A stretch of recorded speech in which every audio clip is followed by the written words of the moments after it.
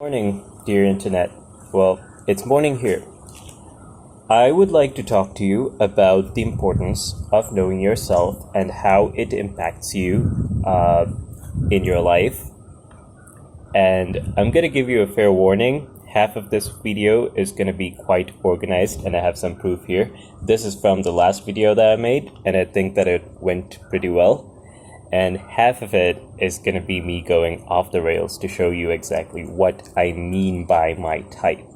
All right. So and you know how it matters to like hold the reins to your thing.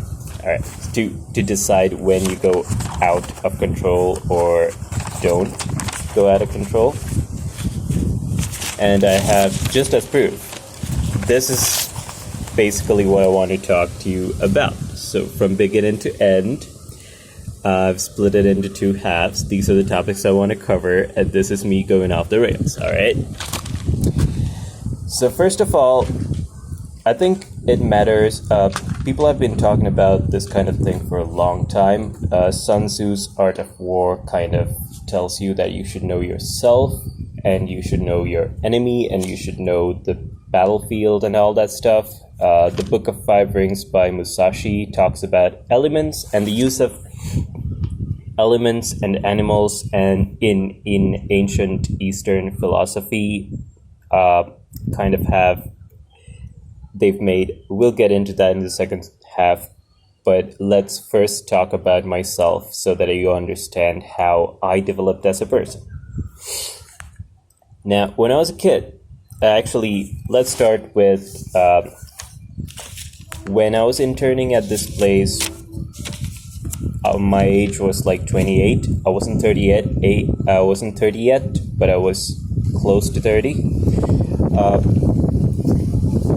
I was hanging out with a couple guys. They were taking a shower right after gym before we went to this other place because it was someone's farewell that day, and they noticed that I was deep in thought, and this guy asked me, he mentioned that I tend to overthink. First of all, you don't tell a person who overthinks that they overthink, because then they're going to overthink about overthinking, and that's a whole lot of overthinking. But it was kind of like a glass-shattering moment for me, which was a good thing as well, because now I'm a little aware of this thing that I do. If someone doesn't point it out, we don't have mirrors, so it's like people making observations about us is kind of like looking at yourself in a mirror. It's a good thing. All right, then the overthinking starts to kick in, and I think about this other thing that happened when I was a kid. People have told me that as a joke that I should consider becoming a lawyer, because I'm quick to counter with I'm less likely to accept someone's argument, but I would also like sit through it and listen to their point and then point out, yeah, but you've missed this thing. A lot of people see that as, me not taking responsibility for my actions or whatever, me trying to get out of some things. But it's just like, I notice things that other people don't notice about their arguments because they think they're smart. But honestly, these are the blind spots and what we think we know about ourselves. This is the whole process that I'm talking about. So I tend to notice things about other people that they don't notice.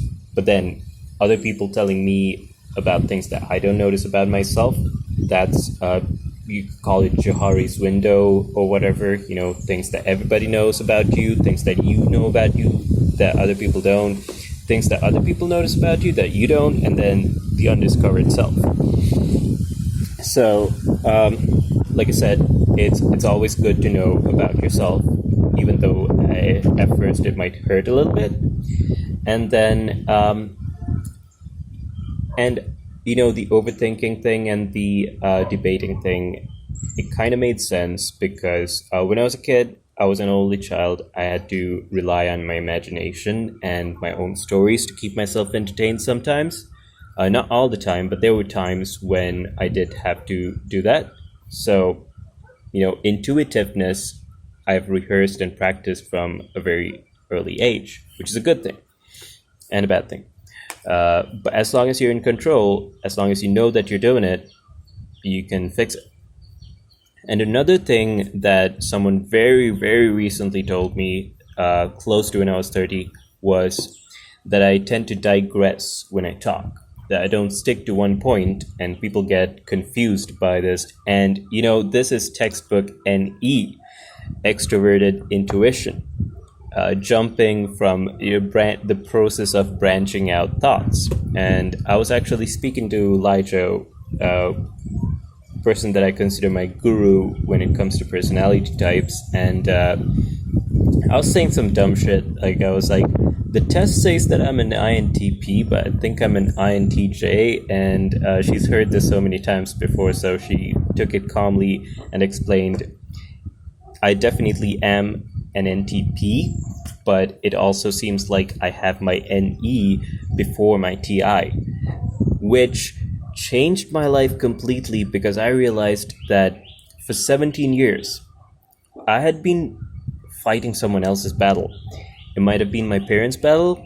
It might have been, when I was a kid, there was this other kid who was a little older that I considered a bit of a role model. Maybe I was trying to fight his battle for him. But for 17 years, I was trying to define myself and trying to fit in, and I was craving everyone's approval. When I realized that's not even my battle. So as an NE, with NE so strong, you're gonna have SI so weak, and you tend to love chaos. You tend to embrace the chaos and hate being controlled. So yeah, if I think about like all the times where I was not happy, those were times when I was, being told what to do, even if it was a good idea. Yeah, dude, I love the hair and the eyes there. So yeah, like, what I really don't like is being told what to do, and I actually do like to know where I'm gonna sleep at the end of the day, or where I'm gonna, I need some things in order. I'm not completely in the midst of chaos, but I did actually end up, before taking the test, before getting into the personality thing at all, I once told a couple of students that, that they should embrace the chaos, and they should not care too much about how things turn out, and don't care about the results too much. Just, don't stress out about certain things, because, anxiety and exam stress and stuff, that sort of thing, comes from worrying about the uncertain things in life. The only thing we actually fear is the fear of fear itself, kind of. So you just don't know how things are going to turn out. So you're like, what if? But then, if you are an extroverted intuitive, you're going to be like, bring it, dude. You get that confidence that it's actually a really great defense mechanism for anxiety and stuff. Now, I would like to get into, it helps you navigate, kind of like, in the underworld, in the world below, there's supposed to be this guy called Charon, who he's the boatman for the river Styx. He's the guy who gets you from this side to the other side.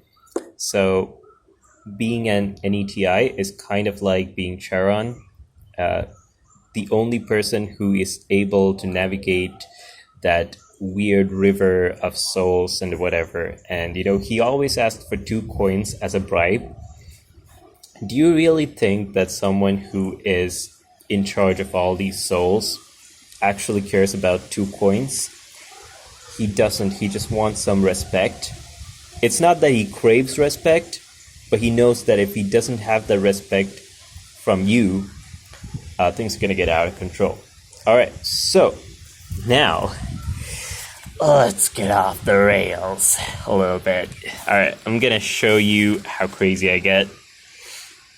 All right, this is the year of the tiger, so I think this is a good time to talk about this. What does that mean?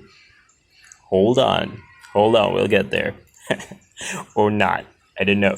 So at the beginning of this video, I was telling you about elements, and then Sun Tzu's Book of War and Musashi, which, all right, Chinese and Japanese elements you can kind of combine together.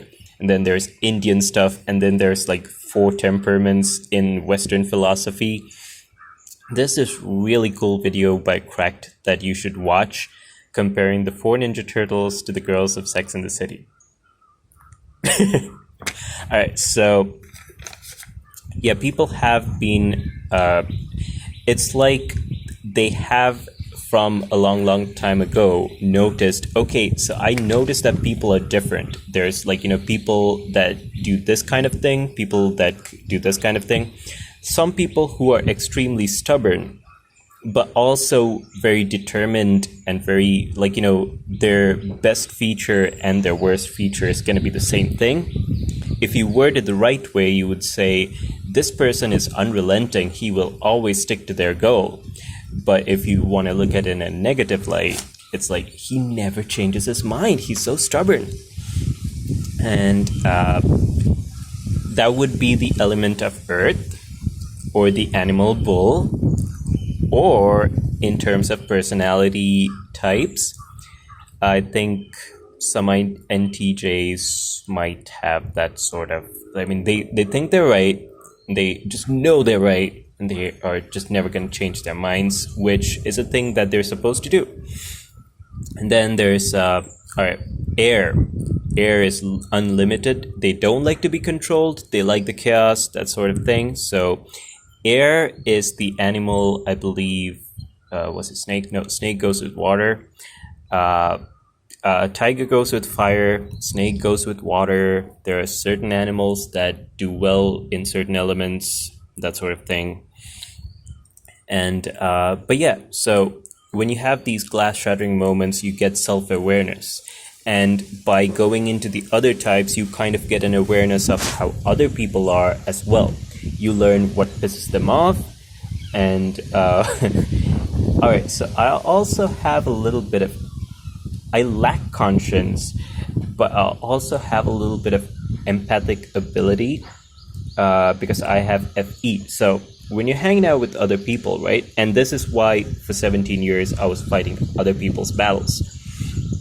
When you're, let's say, when you're playing ball with a group of friends, or when you're focusing on a group of friends, and for a little bit of time you're TI, like you can't think thoughts in that moment, although you do. God fucking damn it, video just got ruined. But yeah, although the video, you know what, I'm gonna have to redo that, aren't I? Well, let's just finish this one. So yeah. God damn it. See, that's what I'm talking about. All right, so we're done. We're done here.